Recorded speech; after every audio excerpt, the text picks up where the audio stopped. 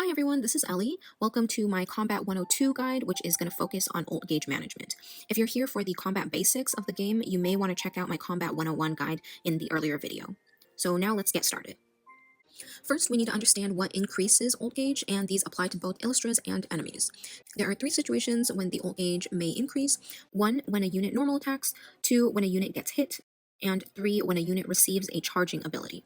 And this last situation is pretty straightforward. Essentially, when for example, 20 ult gauge charging ability is used, the target's ult gauge is guaranteed to increase by 20. Most of the time, you want to charge your main damage dealer so that it can ult quicker and more frequently. However, there are certain situations where you want to charge another card. So for example, when the ults of enemies are very annoying or powerful, you may want to charge control utility cards so that they can prevent the enemies from ulting too quickly. And also when you're close to dying, you might want to charge healers. In any case, use your best judgment.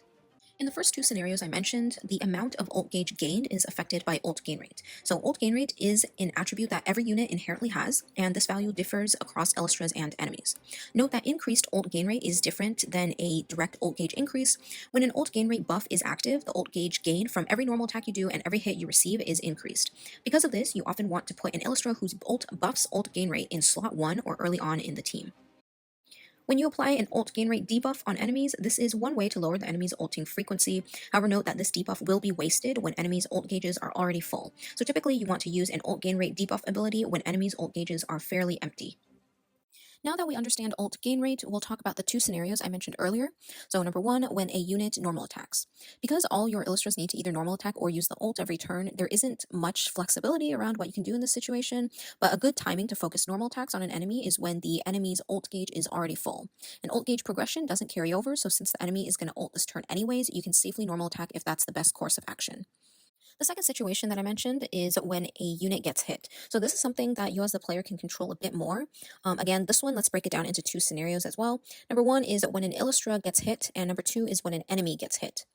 Starting with an Illustra getting hit, currently you can control this by giving an Illustra a taunt status. This means that all enemies must target the Illustra with taunt.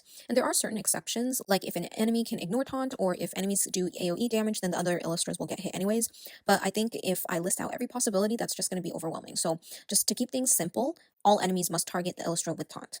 So in this case, all the enemy's attacks are going to hit that Illustra, which will increase that card's ult gauge, but also that card will receive much more damage. So you usually want to couple taunt with a skill that can provide additional survivability. So for example, invincibility, or dodge, or a defense buff, and something like that.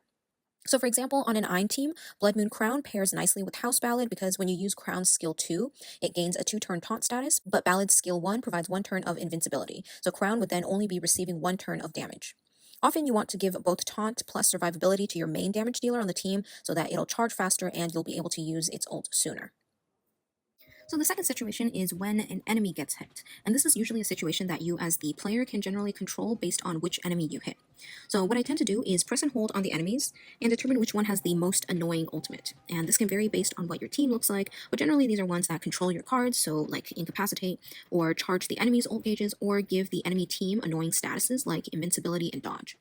Then I evaluate that annoying enemy's HP and estimate how much damage my team can deal before the enemy ults. If I think I can kill it in time, I will focus all my normal attacks and ultimates on that enemy.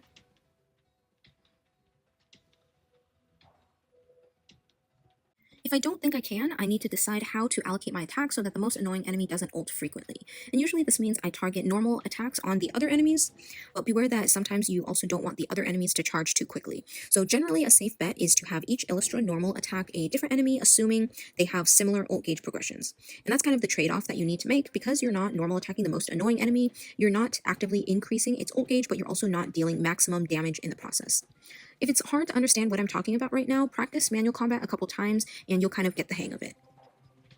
Now that we understand how ult gauge can increase, let's talk about how we can prevent enemies from ulting.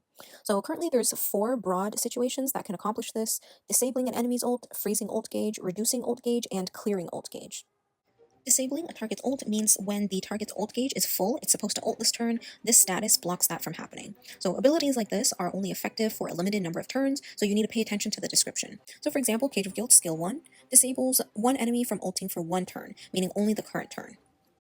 If the enemy's ult gauge isn't full by the end of this turn, the skill is basically wasted because it's not disabling anything. And therefore you need to be able to anticipate when the enemy's ult gauge is full, or proactively make it full, and time the ability to make sure it's active during this time. Freezing the ult gauge means that during the time the status is on the target's ult gauge will not increase from normal attacking or getting hit. And note that if the status is active and you use an ult gauge reduction or clearing ability, the latter will still go through and the ult gauge will remain frozen, now at the reduced ult charge value. If you use this ability on an enemy whose ult gauge is already full, the enemy will still ult this turn, but its ult gauge will be frozen at 0 charge the next turn. Once the status is on the enemies, it's a great time to focus normal attacks on the most annoying enemy that I mentioned previously, since now you don't have to worry about the enemy charging. This is also why you almost always want to have Illustras with ult gauge freezing ultimates in slot 1 on your team. Right at the start of the turn, you want to freeze the enemy's ult gauges so any subsequent attack won't increase them. If you put a card like this in, for example, slot 2, then whatever attack done by the Illustra in slot 1 will still increase ult gauge. And therefore, it's very important that cards like Cage of Guilt, Mirror Image, and Light Era are in slot 1. Third, we can reduce an enemy's ult gauge by either using a skill or using an ultimate. So if we're using a skill, remember that skills are generally immediately released, so if you use this ult gauge reduction skill on an enemy and then attack it this turn, the ult gauge will still increase. I would then suggest you use the same strategies I mentioned in the ult gauge increase section to minimize the impact of this. If using an ult, you almost always want to have an Illustra with an ult gauge reducing ultimate in slot 3 or later on your team. And this is because we want to make sure that this Illustra's ult is the last one used and therefore the last attack that lands. So for example, if Shattered Stars is in slot 2, its ult will reduce enemies' ult gauges, but any attack by the Illustra in slot 3 will increase them again. In any case, it's generally recommended to target the ult gauge reduction skill on an enemy with a full or nearly full ult gauge. And number 4 is clearing ult gauge. As of this video getting published, there are only 3 SSRs that have this ability: Surging Warmth, Destiny Castle, and Sweet Intention. And you can think of clearing ult gauge as just a more powerful form of reducing ult gauge. So everything I said just prior applies here as well, including slot placement. Something to note is that these abilities often have stricter conditions. For example, Surging Warmth can clear enemies' ult gauges only if the target has an attribute debuff status. Sweet Intention can clear one enemy's ult gauge only if it is below a certain HP threshold, and Destiny Castle can clear one enemy's ult gauge at a probability. Okay, and that'll be all for this Combat 102 guide, which focuses on ult gauge management. Hopefully the video was at least a little bit helpful. If there are still things you're not clear about, I think practicing in manual mode really helps with that and allows you to get a feeling for how things work. Thank you for watching, and please like and subscribe.